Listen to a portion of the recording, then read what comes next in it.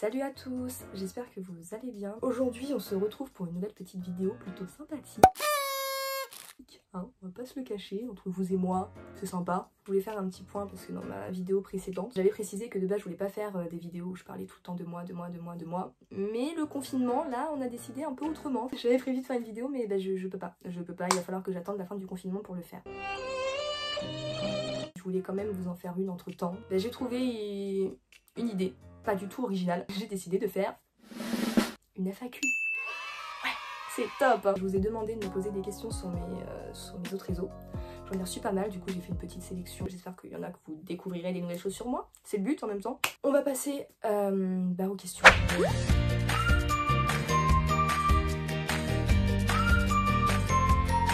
Première question.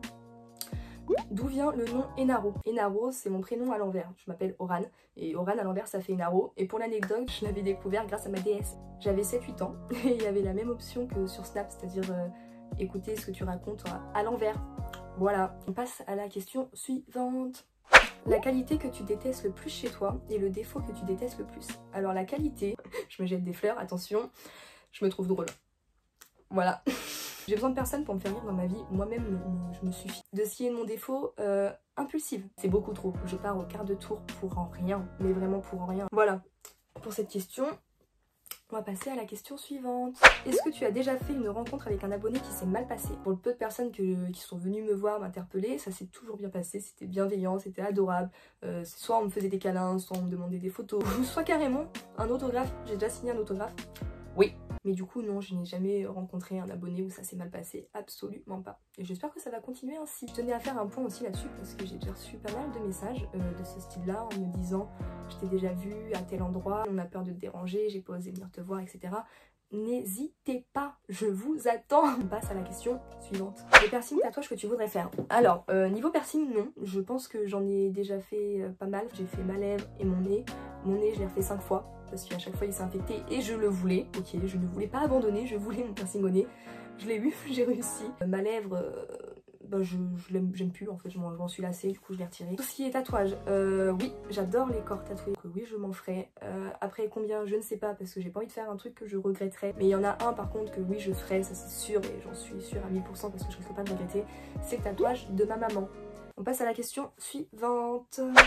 Est-ce que tu comptes faire un meet-up un jour? Ça serait vraiment génial. Oui, je compte faire un meet-up, donc bien évidemment après le confinement, donc je ne sais pas quand. Où ça sera à Chartres, la ville la plus grande et la plus connue aux alentours de chez moi, c'est Chartres. Enfin après si, à Paris. Donc je ferai un meet-up à Chartres. On passe à la question suivante. Pourquoi je fais ça à chaque fois avec mes mains quand je dis suivante? Si tu pouvais avoir un super pouvoir, lequel choisirais-tu? L'invisibilité, clairement. Je pense pas que j'ai besoin de donner d'arguments, je pense que le mot juste par lui-même, invisibilité, c'est l'argument, t'es invisible, personne te voit, tu peux faire ce que tu veux, où tu veux, à quel moment tu peux aller partout, personne te voit, ça doit être magnifique, ça doit être génial. On passe à la question suivante. Es-tu déjà montée à cheval quand tu étais petite? Alors oui, j'avais 14-15 ans, alors déjà de base j'ai jamais trop aimé les chevaux, ça m'a toujours fait peur, je trouve ça vachement impressionnant, c'est très grand, enfin j'aime pas trop. Un jour j'étais avec plusieurs amis à moi et il y avait un truc dans ma ville au centre équestre où t'avais une journée gratuite où tu pouvais essayer de monter sur des chevaux, où t'avais une sorte de concours à la fin. Ils ont voulu m'emmener.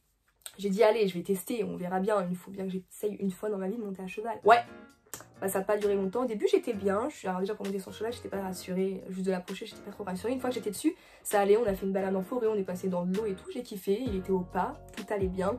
Jusqu'au moment où on retourne au centre équestre, il y avait des sortes de tribunes avec une sorte de, je sais pas comment on appelle, il y a des termes exprès pour ça, mais moi je n'y connais rien, donc je vais dire une sorte de stade, mais pour les chevaux, vous voyez ce que je veux dire. Chacun de notre tour, en fait, on devait faire un tour avec notre cheval. Au début c'était au pas. Donc ça allait. Et jusqu'au moment où on m'a dit au Oran, on va aller au galop. Je leur ai dit, j'ai dit non, je ne veux pas aller au galop, il est hors de question, je vais mourir. Et ils m'ont pas écouté, ils m'ont dit mais si, ça va aller, ça va aller. Ils ont tapoté sur le cheval, les gens ils ont voulu commencer à le faire partir au galop alors que je n'étais pas d'accord. J'ai sauté du cheval. Je suis mal retombée sur mes deux petites pattes. Comment vous dire que je me suis ratatinée. Mais ça a fait pouf. Il y avait du monde qui nous regardait, ok. Du coup tout le monde m'a vu. C'était très gênant et j'étais archi gênée. Après je suis repartie me rasseoir avec les autres gens du public on va dire. Et c'est quelqu'un qui m'a remplacée. Et elle a été au galop et tout le monde l'a applaudi. Donc oui voilà, je suis déjà montée à ce cheval, c'était la première et la dernière fois de ma vie. Clairement, On passe à la question suivante. C'est quoi le plus beau cadeau qu'on t'ait fait? Pas forcément cher, ça peut être juste sentimental. Alors en tête là j'en ai qu'un seul qui me vient, c'était mon cadeau d'anniversaire de l'année dernière pour mes 20 ans.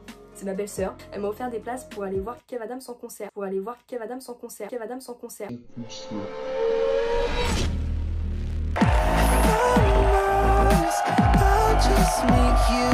Donc on y a été toutes les deux, j'ai été avec elle. Je peux pas dire que je suis fan, j'ai pas d'idole comme ça, mais j'adore ce mec, genre vraiment je l'aime bien. J'avais jamais été voir ni de spectacle, ni de concert, ni nulle part dans ma vie. Et à la fin j'ai eu ma petite photo.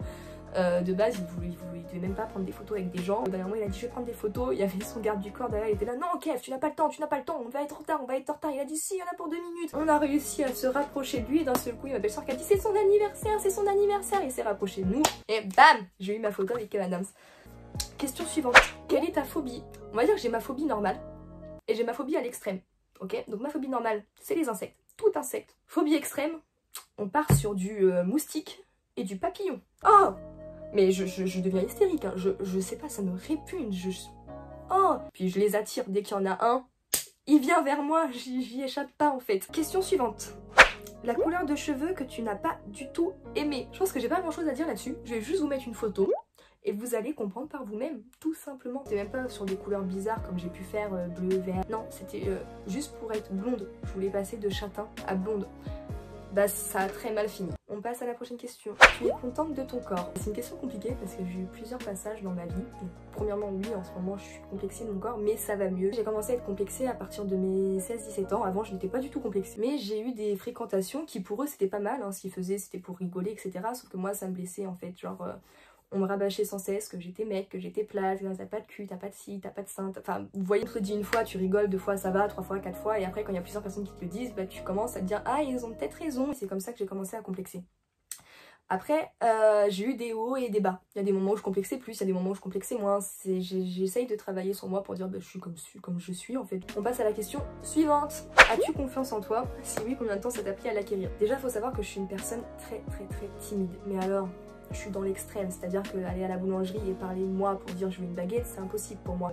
Si je me retrouve avec trop de personnes dans une seule pièce, si on me parle, ben je vais bloquer. Je vais même pas réussir à répondre à la personne, même si je veux, j'y arrive pas, il n'y a rien qui sort, j'ai des gros blocages là-dessus. Mais je vais beaucoup mieux grâce à plusieurs trucs. J'avais une amie qui était à peu près, enfin qui était dans le même cas que moi en fait, à peu près était dans le même cas que moi, on a suivi clairement le même chemin. Mon amie a réussi à trouver du travail, au final elle a commencé à travailler etc. Et quand on en a parlé, elle m'a dit mais fais pareil que moi en fait, viens travailler avec moi. J'ai eu un entretien, alors j'étais stressée, évidemment ça s'est pas fait comme ça du jour au lendemain, hein. J'ai mis du temps à me dire lance-toi Oran, tu peux le faire. J'ai décroché mon premier travail en maison de retraite. J'étais très stressée. La veille où j'allais faire mon premier jour de travail, c'était la fin du monde pour moi. Vous imaginez pas le stress que j'avais.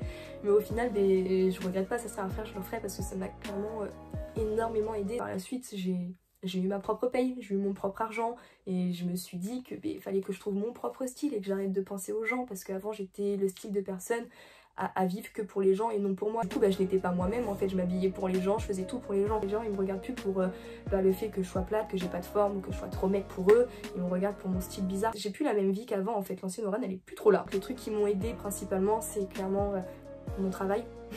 Mes amis autour de moi qui m'ont boosté etc, ma famille bien évidemment, mais le fait d'avoir mon propre argent et de pouvoir savoir qui j'étais en fait de moi, en fait de me découvrir moi-même. Après je vous dis pas de changer de style et que ça va vous donner confiance en vous, c'est absolument pas ce que je vous dis. Moi je vous dis pour moi ce qui m'a aidé c'est clairement ces plusieurs choses là et changer de style et d'être moi-même ça en a fait partie. Vous ça peut être autre chose, voilà faut trouver juste le truc qui vous aidera à aller mieux. Et on va passer à la dernière question. Comment t'as fait pour que ta mère soit d'accord pour que tu fasses des couleurs? De base je tiens d'elle, elle a toujours été excentrique quand elle était plus jeune, à l'adolescence etc. Elle se construisait ses vêtements soit elle-même en fait. Elle faisait un côté jupe, un côté pantalon, elle a eu les cheveux de toutes les couleurs. Donc ma mère, au contraire, elle est contente au final que je sois comme... Donc non, même moi quand j'ai fait mes cheveux bleus, c'est elle qui a fini la couleur, elle s'est fait des mèches bleues, des mèches rouges. Ma mère est très excentrique, voire plus que moi, donc ça la dérange pas. C'était la dernière question du coup. J'espère que la vidéo vous aura plu. Si c'est le cas, n'hésitez pas à lâcher un petit like, ça fait toujours plaisir. À lâcher un petit commentaire et à vous abonner si c'est pas déjà fait, bien évidemment. Je ne sais pas quand est-ce qu'on va se retrouver pour une vidéo YouTube parce que il y a le confinement. Je peux pas vous donner une date précise, juste je vous dis à bientôt. Voilà, je vous fais des bisous partout. Non, calmez-vous, en fait, pas du tout partout. Pas partout. Il y a des limites. Je vous dis à bientôt dans une prochaine vidéo que je ne sais pas ça sera sur quoi pour l'instant. Voilà, j'espère que je trouverai une autre idée d'ici là pour essayer de vous en faire une dans pas trop longtemps. Je vous fais des gros bisous et je vous dis à bientôt. Salut!